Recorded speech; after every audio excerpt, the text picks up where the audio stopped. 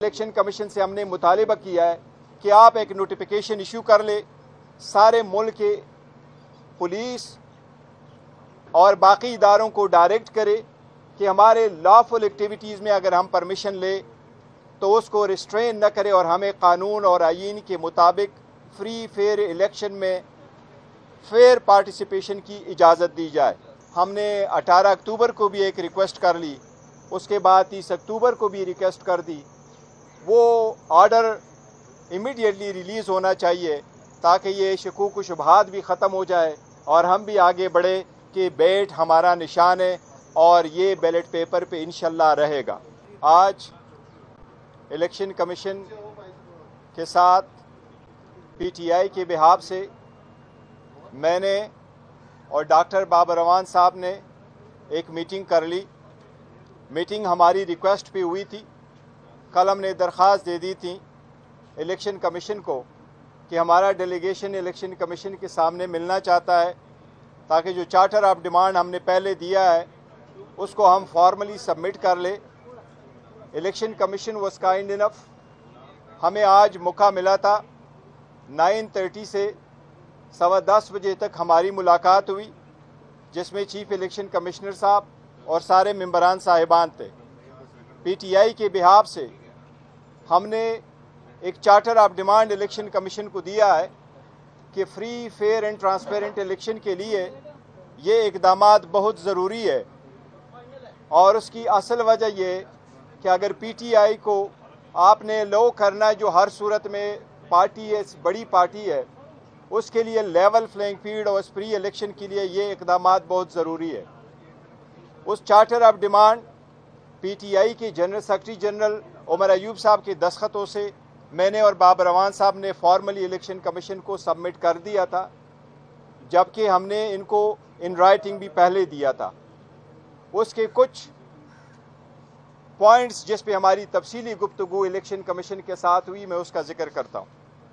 पहला, हम election commission के सामने ये नुक्ता लेके आए हैं कि हमारे वर्कर, सपोर्टर, पार्टी एक्टिविस्ट को कहीं भी मीटिंग की इजाज़त नहीं दी जा रही।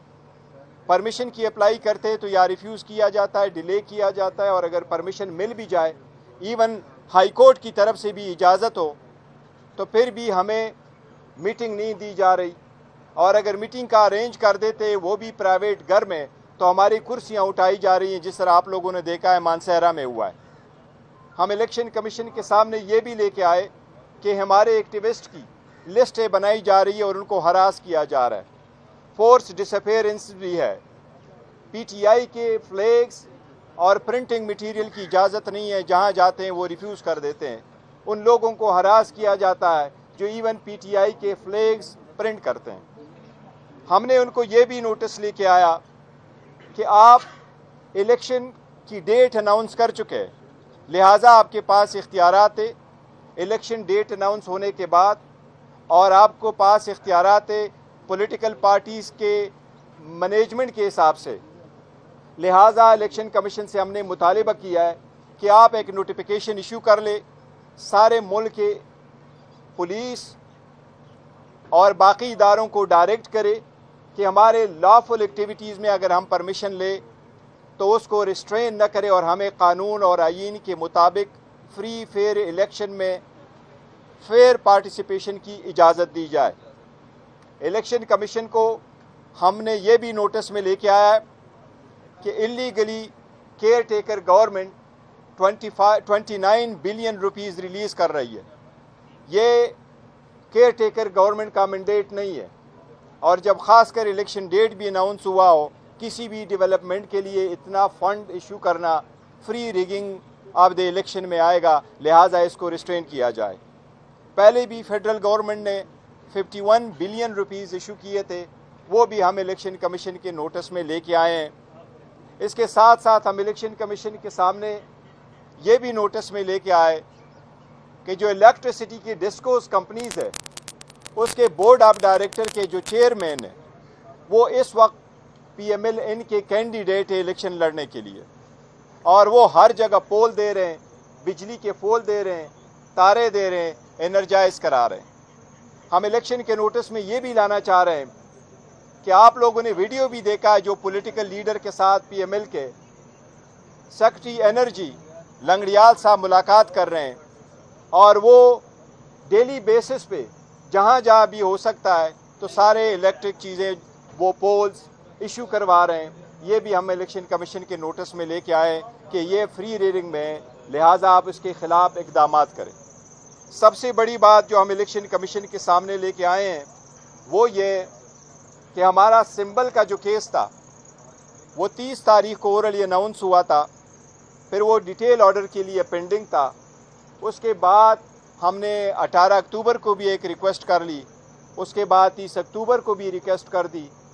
وہ آرڈر امیڈیٹلی ریلیز ہونا چاہیے تاکہ یہ شکوک و شبہات بھی ختم ہو جائے اور ہم بھی آگے بڑھے کہ بیٹ ہمارا نشان ہے اور یہ بیلٹ پیپر پہ انشاءاللہ رہے گا۔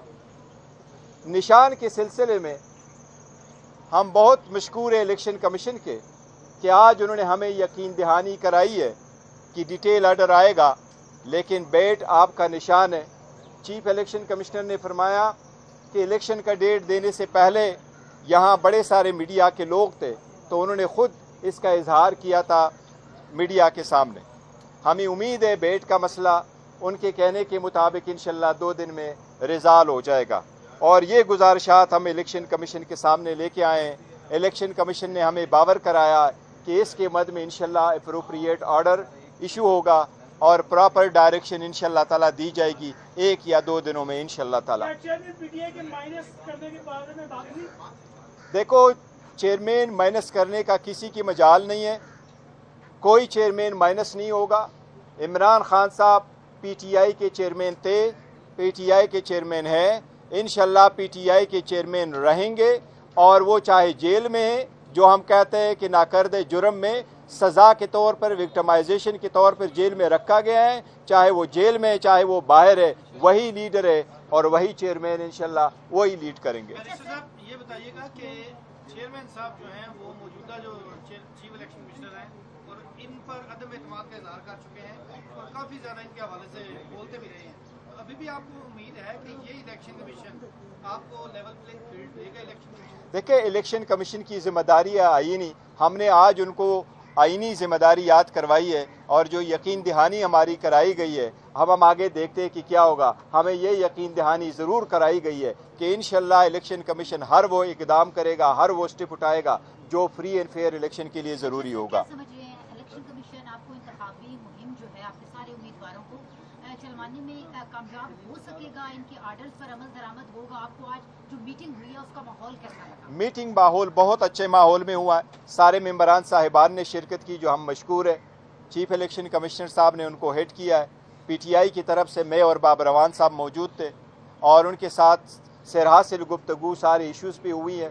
جو ہم نے اس قسم کے ڈیلیگیشن اور یہ چارٹر آف ڈیمانڈ کا ذکر ہم نے سارے پولیٹیکل پارٹیز کے سامنے 11 اکتوبر کو کیا تھا جب ہم کوڈ آف کنڈکٹ وضع کرنے کے لیے آئے تھے، اور اس وقت چیف الیکشن کمیشن نے یہ فرمایا تھا کہ اگر آپ کی اپلیکیشن آ جائے چارٹر آف ڈیمانڈ کے سلسلے میں اور آپ کا ڈیلیگیشن اگر ہمارے ساتھ ملنا چاہے تو ہم آپ کو اکوموڈیٹ کریں گے۔ تو بڑے اچھے ماحول میں میٹنگ ہوئی ہے اور یقین دہانی کرائی گئی ہے۔ فیوچر میں دیکھتے ہیں انشاءاللہ امید ہے الیکشن کمیشن یہ اقدامات کرے گی، لیکن جتنی جلد سے جلد کرے تو بہتر ہے۔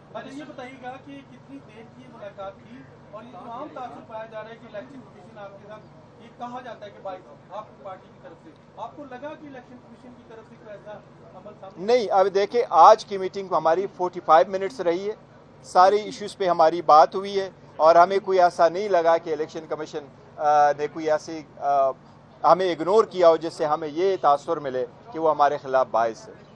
کن موضوعات کی ذرا یہ میں نے جو ذکر کیا چارٹر آف ڈیمانڈ پہ ہم نے دیا ہے کہ ہمارے ورکر سپورٹر اور جو کینڈیڈیٹس ہیں ان کو پروٹیکشن پرووائڈ کی جائے، ہمیں پارٹیسپیشن کی اجازت دی جائے، ہمیں انلیگلی ریسٹرین نہ کیا جائے اپنے حق ایکسرسائز کرنے میں۔